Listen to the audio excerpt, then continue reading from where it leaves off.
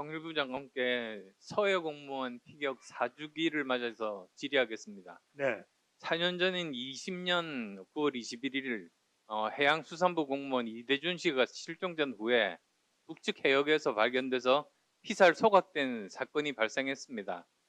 잘 알고 계시겠지만 자세한 경위가 다음과 같습니다.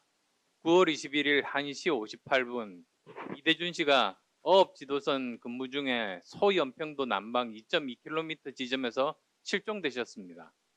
다음 날인 9월 22일 15시 30분 실종 지점에서 27km 떨어진 황해남도 강령군 부월봉 해역에서 북한 선박에 의해서 발견되고 20시 50분 다시 실종 지점에서 38km 떨어진 등산곳 인근에서 발견되셨습니다. 그러다가 21시 40분에서 22시 50분 사이에 북한군에 의해서 피살 소각된 사건이죠. 네, 그런데 문제는 당시에 정부의 대응입니다. 지금부터 말씀드린 내용 모두 다 감사원 감사로 밝혀진 그런 확인된 사실인데요. 크게 보면 세 가지로 볼 수 있습니다. 첫 번째는 해야 할 초응 대응을 하지 않은 것. 그다음 또 두 번째는 은폐하려고 한 것.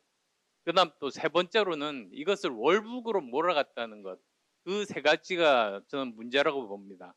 우선 첫 번째부터 말씀드리면 문재인 정부가 9월 22일 날 17시 이전에 북한이 이대준 씨 발견 정황을 인지를 했습니다. 그리고 18시 36분에 대통령께 서면 보고를 했죠. 이때 살아 계셨죠. 그런데 문제는 관계부처가 초동 대처를 전혀 하지 않았다는 그런 점입니다. 우선 국가안보실을 살펴보면 국가위기관리 지침에 따라서 관계부처들에게 이를 알리고 최초 상황평가 회의를 해야 되는데 통일부를 제외하고 해경 등에만 알리고 이 평가 회의도 하지 않았습니다. 두 번째로 국방부가 합참 상황평가 회의를 개최를 하기는 했지만 대응할 것이 군에는 없다면서 회의 종료했습니다. 그리고 세 번째로 해경은 수색 정보 확인도 않고 구조 조치도 전혀 하지 않았습니다. 그리고 네 번째로 통일부는 주관기관인데 송환 조치를 위해서 노력을 해야 함에도 불구하고 어떠한 조치도 없었습니다. 혹시 장관께서 취임 후에 보고받으시면서 당시에 어떤 조치가 이루어졌다는 그런 보고 받으신 적 있으십니까? 이 문제 현재 관련 인물들에 대한 재판이 진행 중인 것으로 알고 있고, 예. 재판 과정을 지금 지켜보고 있는 그런 상황입니다. 예. 그리고 이제 그 다음인데요. 그 다음 이제 왜곡이 진행이 됩니다. 사망 다음 날입니다. 국가안보실에서 9월 23일 관계장관회의에서 보안유지 지침을 하달합니다. 그리고 대통령께 보고할 1일 상황 보고서를 여기서 작성을 하는데 이대준 씨 피살 소각 사실을 제외한 겁니다. 참 상상이 가지 않는 그런 일을 한 거죠. 그리고 또 이제 국방부는 군 첩보 관련 보고서 60건을 삭제합니다. 그리고 또 기자단에게는 실종 상태로 그렇게 알렸습니다. 해경은 또 어떤가? 실종자 발견 전처럼 수색하고 구조 작업을 이미 돌아가신 거 알면서도 계속 유지를 한 겁니다.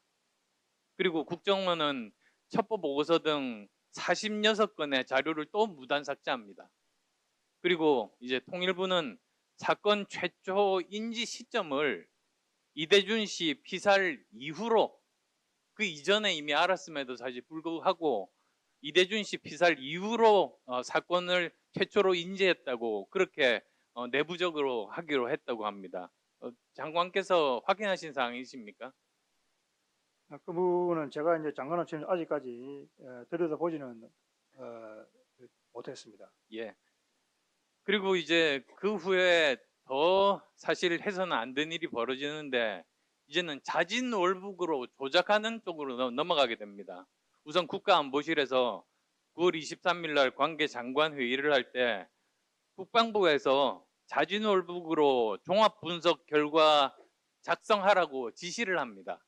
그래서 국방부가 10월 6일 날 자진월북 가능성이 있다는 분석 결과를 최종 작성하게 됩니다. 그리고 또 해경은 그 다음인 10월 22일 날 이대준 씨의 부정적인 사생활이 월북 근거고 정신적 공황 상태에서 현실 도피를 위해서 월북했다고 이렇게 발표를 했는데요. 이런 정말 거짓된 정보들이 정권 교체 이후에 진실 파악이 다행히 시작되고 있습니다. 22년 6월 16일 날 국방부와 해경이 기존 발표 내용을 번복했죠. 그래서 월북을 인정할 증거는 발표하지 못했다고 했습니다. 그래서 감사원에서 감사를 해서 5개 기관 20명에 대해서는 검찰 수사를 요청해서 지금 현재 4명이 재판 진행 중이고 감사원 최종 발표가 작년 12월 7일에 나왔습니다. 그건 뭐 간단합니다. 문재인 정부가 서해에서 실종된 해양수산부 공무원 고 이대준 씨가 북한 해역에서 발견됐는데도 이 씨를 방치하고 이 씨가 피살되어서 소각된 뒤에는 아무런 근거도 없이 자진월북자로 몰아갔다는 내용의 최종 감사 결과를 발표를 했습니다. 근데 이렇게 결과가 나왔음에도 불구하고 당시 군 통수권자인 문 전 대통령 비롯해서 누구도 책임지거나 유족께 사과하지 않고 있습니다. 통일부는 사건의 주무기관입니다. 그래서 유족들 고통이 더 커지기 전에 최대한 신속하게 사건 진상 규명 그리고 또 조치를 하셔야 되는데 어떤 생각하고 계시는지 장관님 생각 듣고 싶습니다. 네, 국가의 가장 중요한 책무는 자국민 보호다 이렇게 생각합니다. 통일부는 이 사건의 명확한 진상 규명 그리고 재발 방지 조치가 이루어질 수 있도록 모든 노력을 경주해 나가겠습니다. 통일부 장관께서 알고 계시겠지만은 북한 이탈 주민들이 대한민국 정착하면서 대단히 힘든 그런 생활을 하고 있습니다. 우선 취업률이 아주 낮고요. 그리고 또 그 취업을 하더라도 제대로 된 직장에 다니지 못하고 있습니다. 그래서 정부도 이를 인지해서 이를 바로잡고자 사업을 하고 있는데 지금 현재 효과가 없다고 저는 생각합니다. 그래서 다른 효과적인 방법을 찾아야 된다. 그게 오늘 질의 요지입니다. 네. 자, 우선 지금 현재 첫 번째 슬라이드인데요. 북한 이탈 주민들께서 뭐 편견이라든지 자격증이라든지 학력이라든지 성별 등이라든지 여러 취업 장벽들이 있습니다. 그래서 극심하게 취업난에 시달리고 있고 특히 탈북 여성들이 이중차별을 받고 있습니다. 보시면은 최근 5년간 북한 이탈 주민 3년 이상 근속률인데요. 2023년 거 보시면 됩니다. 일반 국민들이 48.5% 정도에 달하는데 탈북 남성은 43%, 여성은 32% 정도입니다. 그리고 또 여기서 남성과 여성의 차이가 갈수록 더 벌어지고 있고 지금 11.5%입니다. 다음. 그 다음에 또 근속 개월인데요. 일반 국민들은 74개월 정도 근속을 하고 있습니다만 탈북 여성의 경우에는 33.2%로 절반이 안 되고 남성도 44%입니다. 그리고 또 이 경우도 역시 여성 남성 차이가 점점 더 벌어지고 있습니다. 다음. 기간에 대한 이런 부분들인데 단순 노무 종사자 비율도 일반 국민이 8.4%인데 비해서 여성 24%, 남성 22.5%로 아주 많은 북한 이탈 주민들이 단순 노무에 종사를 하고 그 처우 동안 굉장히 좀 열악하다 그 자료입니다. 다음. 어떤 이유가 이런 현상을 나타내고 있을까? 크게 보면 저는 두 가지라고 봅니다. 우선 첫 번째로는 여성 취업 장애 요인으로 그 가사 분담이 굉장히 크고 갈수록 늘어나고 있다. 이렇게 말씀드릴 수 있습니다. 저기 보면 아시겠습니다만 아내가 전적으로 가사 책임지는 비율이 27% 정도 그리고 또 함께 하더라도 그 비율이 33%, 합해서 60% 정도로 갈수록 이제 아내가 가사에 쓰는 시간 자체가 점점 더 늘어나고 있는 이런 상황이니까 사실 뭐 제대로 된 직업을 가지기가 좀 어렵죠. 그다음 두 번째로 다음 슬라이드. 지금 또 문제가 대학 진학률이 지나치게 낮습니다. 일반 국민들 같으면은 아래쪽을 보시면 76% 정도가 일반 국민들은 대학교를 다녔는데 북한 이탈 주민들 중에서는 거의 뭐 6분의 1 수준? 12.9% 정도밖에는 대학을 다니고 있지 않습니다.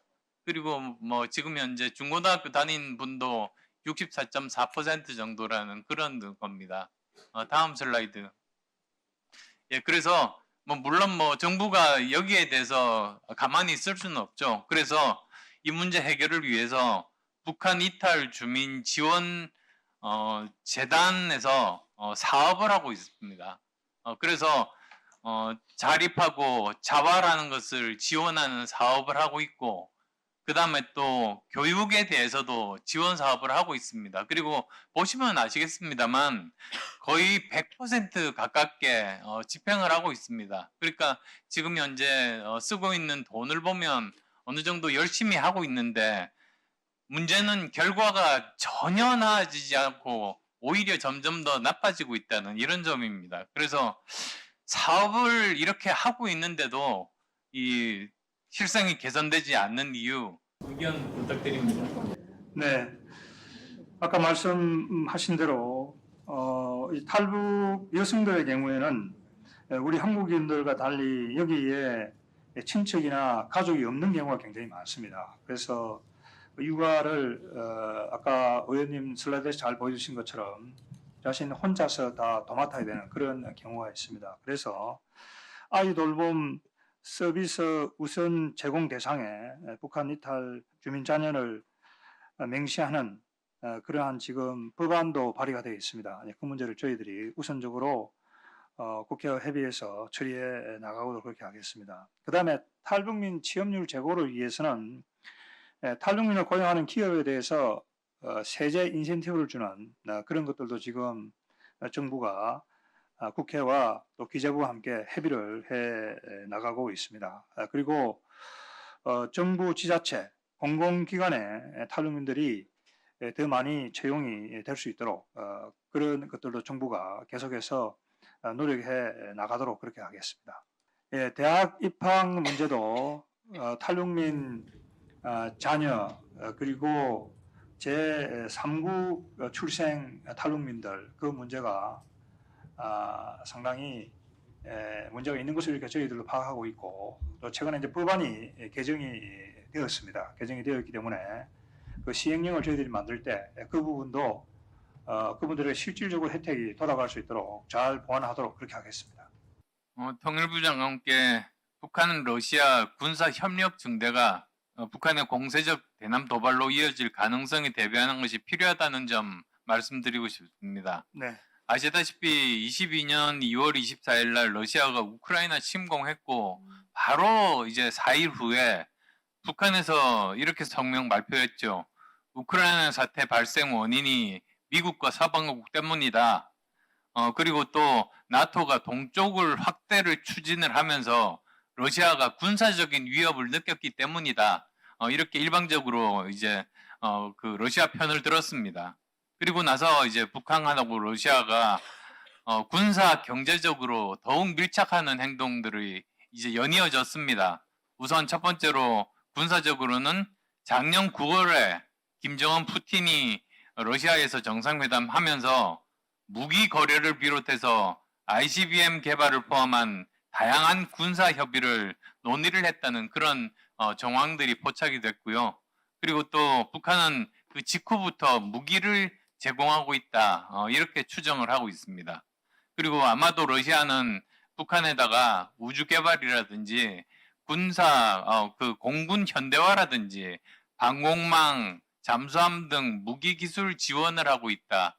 지금 이렇게 알려져 있죠. 오늘도 신문 보니까 핵 추진 잠수함 이야기까지 나왔습니다. 그리고 또 이제 두 번째로 경제적으로는 사실 2020년부터 해외 노동자 파견이 유엔 안보리 결의에 의해서 금지가 됐었습니다. 근데 실제로는 40여 개 국가에서 10만 명 이상 북한 노동자가 일하고 있고 연간 5억 달러 수입을 창출하고 있다. 지금 이렇게 알려져 있거든요. 그래서 이제 그 결과로 이제 바로 얼마 안 됐죠. 9월 18일 날 미국의 커트럼 캠벨 국무부 부장관이 북한과 러시아 협력에 대해서 우려하고 북한이 더 도발적인 행위를 하도록 부추길 수 있다는 점이 걱정스럽다 이렇게 말을 했습니다. 그래서 지금 실제로 최근에 5년간 북한의 대남 군사 도발이 증가하고 있고 다음 슬라이드. 그리고 또 최근에 북한의 탄도미사일 도발은 정말 급증하고 있는 이런 추세입니다. 그래서 장관께 두 가지를 한번 여쭤보고 싶은데요.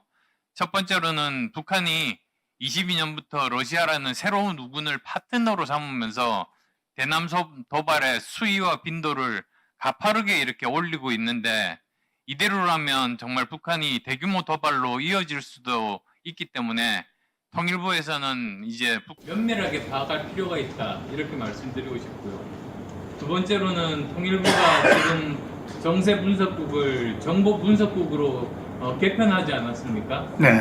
그래서 국정원으로부터 직원 파견받는 등 이렇게 정보기관에 가까운 역량을 갖추기 위해서 노력하고 계신데 이걸 좀 더 확대해서 외교부라든지 국정원이라든지 다른 정부부처와 협력체제 또한 적극적으로 구축하는 거에 필요하다고 생각하는데 장관님 어떻게 생각하십니까? 네, 우선 첫 번째 북한의 대규모 도발 가능성에 대해서 정부가 철저하게 대비하고 있다 하는 점을 말씀을 드리고 두 번째로 북한과 러시아 사이의 군사적인 협력, 그다음에 군사기술 이전 이런 문제와 관련해서 통일부가 중심이 돼서 유관 관계 기관들과 적극적으로 협조해서 거기에 철저하게 대비하도록 그렇게 하겠습니다.